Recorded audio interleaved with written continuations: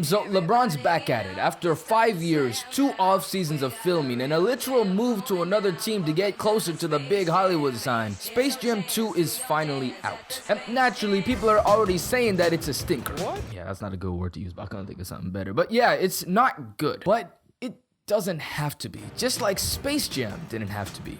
Some fun facts for you. After that movie, Michael Jordan never acted again. The guy who directed the movie Space Jam never got another major directing gig ever again. And just 7 years after the movie came out, which was an international success by the way, the Looney Tunes were basically banned from the big screen because they couldn't pull in enough money anymore. No, like for real, there was a movie in 2003 with some actors and something else like that. From what I remember watching it like 7 years ago, it was actually pretty good. But it actually cost the Warner Bros. Studio more money to make the movie than they actually got at the box office. So at that point, even with talks with Tiger Woods and Tony Hawk to make another racing and skateboarding versions of the movie, they were all scrapped. Basically, Warner Bros. Said, yeah, nah, we good, and canceled all of it. Until, of course, now. Now, hold on, before we continue, I just want to get this misnomer out of the way. First off, like and subscribe to the video if you haven't already. I just had to add that in there. I felt like I was in the cadence of it. But also, Kobe Bryant was not ever a candidate to be in Space Jam because he didn't want to. I gotta be honest, man. Being in front of the camera for me it was something that never excited me. Really? Never. I don't know who needed to hear that, but it has been said and you now officially know. So LeBron deserves this, okay? Okay, just want to get that out the way. Now, let's get down to business. LeBron James is starring in his first ever live action movie. It's not going to be that good. Apparently, it's not even going to be memorable, judging from the reviews so far. But it will be one of the best things LeBron has ever done in his career. Why? What's up, y'all? I'm KidComma11, and let's find out. Space Jam was a movie that, wasn't good. I mean, we know this. The only reason that it's still talked about to this day is because of Michael Jordan himself, and that's a fact. Warner Bros. Themselves knew this. That's where Spy Jam with Jackie Chan and Skate Jam with Tony Hawk and Race Jam came from. It's interesting to have the #1 performance of some other area of pop culture crossover into something completely different. Now, this isn't a perfect example, but it's one of the main reasons why a crossover episode in some TV show or cartoon just hits different. Like, you can watch an episode of Scooby-Doo, but then when you throw Batman and Robin in there, all of a sudden it's way crazier, and you got, you know what I'm saying, especially when you're a young kid. Similarly, having an athlete on the big screen instead of a traditional movie star like Tom Cruise or whatever is just more interesting because you don't see it every day. But if it's Michael Jordan at the lead, oh boy. As one of the most, if not the most influential basketball movie ever, Space Jam is an entity of its own that brings in a lot of cash. There's a reason Warner Brothers wanted to make a sequel so bad for 25 years, because it would make them not millions, no, not like a movie like Avengers Endgame or Lion King, both by the way in the top 10 most profitable movies of all time. No, it would make them billions of dollars, while just being the 10th best grossing movie in 1996, the year it came out.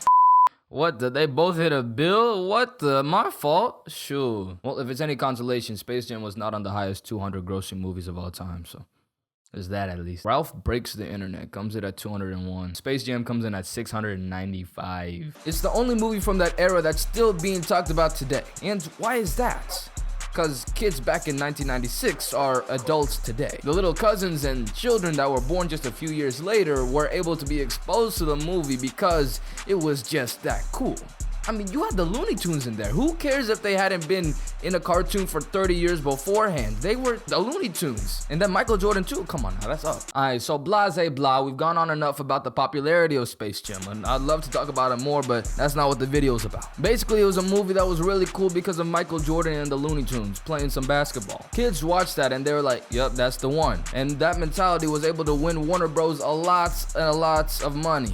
So how does LeBron come in? Or better yet, how could he not? LeBron James has already had a history of being one of the most shrewd businessmen, if not the most shrewd businessman in NBA history. Besides the fact that he's had the most career earnings by any NBA player ever in history, he's invested in multiple things that allow him to be a power figure outside of the game of basketball.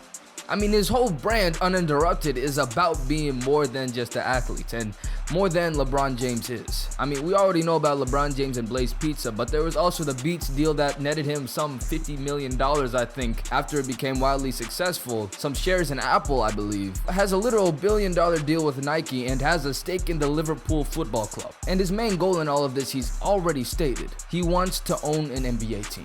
And he's well on the path of doing so, as he's going to hit the net worth of $1 billion plus in the next few years or so. And this is just one essential piece of the puzzle. There's a great value in being the A-list actor on a Hollywood scene, no matter how bad the movie might be. This is something LeBron could only pull off at the height of his basketball powers. You can't make a Space Jam after LeBron James had retired or like in 2007 or something. It just wouldn't work the same way, especially if it's going to bear the name and legacy of Space Jam itself. There are no other opportunities that LeBron could get like this. And now that he's added movie star to the list of accomplishments he's done, surprisingly that opens more doors for him. We might see him in more feature film appearances. We might see him actually on the big stage. He's now able to be more interconnected with the entertainment business. I mean, there's a big difference between Michael and LeBron here. Michael turned down multiple movie offers, including the sequel to the movie, because he's a private guy. There's a reason we haven't seen him ever since he retired, because he doesn't like the limelight like that. As opposed to LeBron James, who specifically moved to Brentwood, Los Angeles in order to be closer to the media sphere and put his hand all the way in that entertainment business because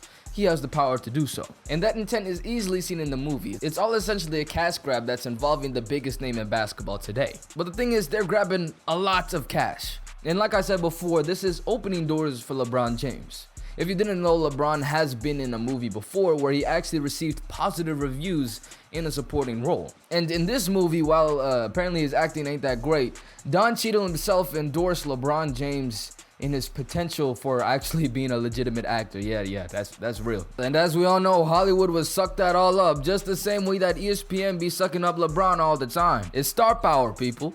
That's what it is. And LeBron knows this. There's a reason he became the first ever athlete to create his own media business, uninterrupted, and more broadly, Spring Hill Entertainment. Because he and his people know that he is an incredibly valuable asset, and the best way to expand and increase the value of that asset is to create more exposure. And with such a classic film like Space Jam, basically having Hollywood executives drooling over the potential money, why not take advantage? That's the main reason behind all that LeBron is doing. The main thing that funnels all the way down to his company, Spring Hill Entertainment. They have their name strongly attached with this movie. A movie, of course, that was literally just made to make money, but good at making money nonetheless. With the insane leverage that comes out of this, Spring Hill Entertainment, which was already producing shows and podcasts and all different sorts of media already, has jumped to a different level. And LeBron James and his team are using that as leverage. Which is why, recently, just before the movie came out, it was announced that LeBron was looking to sell Spring Hill Entertainment. Can you guess what it was valuated at? Estimated valuation, $750 million. For a company that was started less than 10 years ago, that's pretty good. And it'll make LeBron $1 billion. Oh, for sure, most definitely. And most likely, then some. This is like the third time I'm saying this, but this movie is not gonna be good. It might have some laughs, it might have some other things, but at the grand scheme of things, it's basically a commercial. Not just for the Warner Bros. Properties and what comes with that, but also for LeBron James himself. And that's what makes this movie great, no matter how bad it might be. Can't hate the player, man. You can't. Hate the game.